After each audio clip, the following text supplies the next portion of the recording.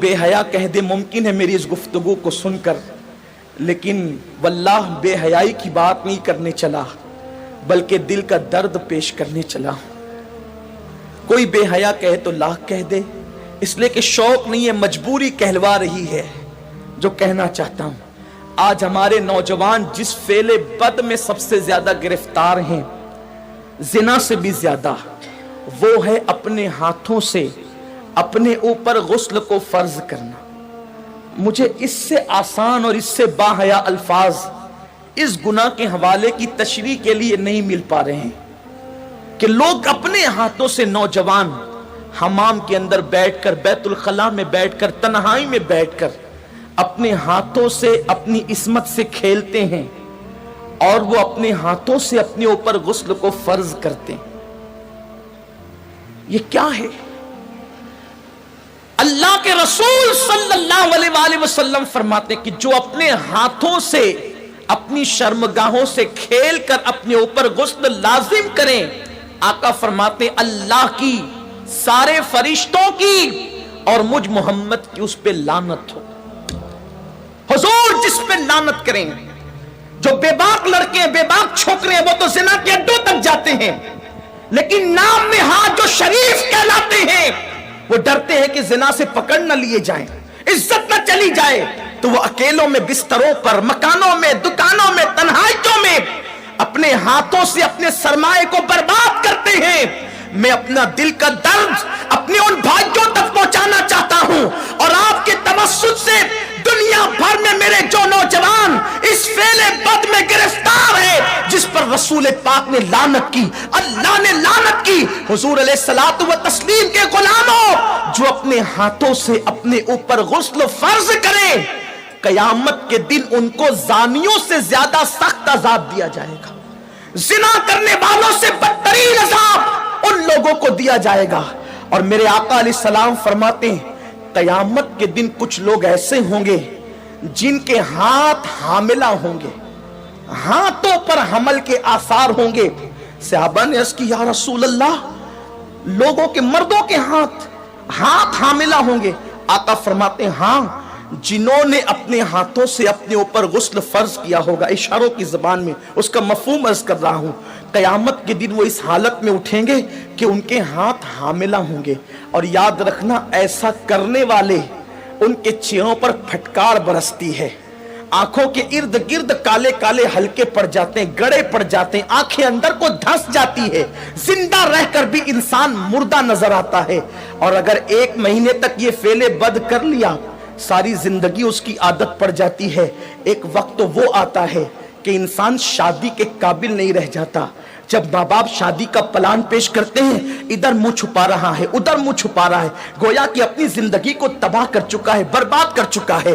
سنی دعوت اسلامی کے اجتماع میں آنے والوں، وقت کے اختصار کو ملحوظ رکھتے ہوئے بس اتنا پیغام آپ کو دے دوں، اگر آج سے پہلے کسی نے اپنے ہاتھوں اپنے اوپر غسل فرض کر کے حضور کی لعنت مول لی ہے، اللہ اس کے رسول کی لعنت کا وہ شکار ہوا ہے، اللہ اکبر، تو وہ آج اس سنی اجتماع میں سچی توبہ کرے، اس لیے کہ توبہ انسان کی زندگی کو بدل دیتی ہے۔ یہ توبہ ہی ہے جس نے فضیل ابن عیاض کو اولیاء کا تاجدار بنایا، یہ توبہ ہی ہے جس نے بشر حافی کو بغداد کے میخانے سے نکال کر کعبے کا مجاور بنایا اور 2 لاکھ حدیثوں کا حافظ بنا دیا۔ یہ توبہ ہی ہے جو انسان کو بہت بلند مرتبے تک لے جاتی ہے۔ آج سچی توبہ کر لیں، اس لیے کہ توبہ کرو گے نجات پاؤ گے۔ ایک حدیث پاک کا خلاصہ اختصار سے اور اپنی گفتگو تمام کروں، جب بھی ایسے گناہ کرنے کو دل چاہے تو اس وقت اتنا سوچنا کہ اللہ دیکھ رہا ہے، اگر یہ سوچ کر کے گناہ چھوڑ دیا تو زندگی کامیاب ہے۔ میرے آقا علیہ السلام نے اس حدیث کو، عبداللہ ابن عمر کہتے ہیں میرا بچپنا تھا، کم و بیش 7 مرتبہ میں نے حضور سے یہ حدیث سنی ہے۔ آقا فرماتے ہیں کفل نام کا بنی اسرائیل میں ایک شخص تھا، ایک جوان تھا، گناہ کرنا اس کی عادت تھی۔ ایک مرتبہ ایک لڑکی کو پیسوں کی ضرورت تھی، محلے میں کسی نے نہیں دیا، سینکڑوں کی ضرورت تھی، اس نے ہزاروں دے دیے۔ لڑکی نے شکرانے کے طور پہ اسے دیکھا، उसने लड़की को कहा, एक काम करो, मैंने इतने पैसे दिए हैं, इसके बदले में कुछ नहीं चाहता, बस इतना चाहता हूं कि तुम मेरे घर चलकर थोड़ी देर बैठ जाओ और मुझसे कुछ बातें कर लो। लड़की चली गई, उसने सारी खिड़कियां और दरवाजे बंद कर दिए और लड़की के साथ बैठकर बातें करने लगा। जब खिसक करके आगे गया तो लड़की के बदन पर कपकपी तारी हो गई, वो उठकर खड़ी हो गई। उसने पूछा, ए लड़की, तेरी मदद किसी ने तो नहीं की, फिर आखिर इस खिड़की दरवाजों के बंद होने के बाद तू किससे डरती है? तो लड़की ने जवाब दिया कि कोई नहीं देख रहा है, किफ्ल तूने 1000 बार ऐसे काम किए होंगे, लेकिन आज से पहले मैंने ऐसे कोई काम नहीं किया। मुझे डर लगता है अगर क़यामत में मेरा अल्लाह मुझसे पूछेगा तूने ये गुनाह क्यों किया, तो मैं रब की बारगाह में जवाब देने की ताकत कहां से लाऊंगी? मैं अल्लाह को जवाब नहीं दे सकती, इसलिए मैं डर रही हूं, वो मुझे देख रहा है। किफ्ल ने कहा, अगर वो देख रहा है तो तू यहां से चली जा। लड़की चली गई। इधर लड़की घर से बाहर निकली, उधर मौत का फरिश्ता घर में दाखिल हुआ, किफ्ल की रूह निकाली। अल्लाह अकबर। यानी अगर किफ्ल गुनाह से न बचता तो किस हालत में उसको मौत आती, जरा सोचें। बिस्तरों पे लेटकर अपने आज़ा से खेलने वालों को मैं पूछना चाहता हूं, गंदी तस्वीरें देखकर अपने ऊपर गुस्ल फर्ज करने वालों को पूछना चाहता हूं, जिना के मनाजिर देखकर अपने जज्बात पे को बेकाबू करने वाले मेरी कौम के जवानों से, मेरे भाइयों से पूछना चाहता हूं, मैं अपने कौम के मुस्तकबिल को कितना तारीक देखूं।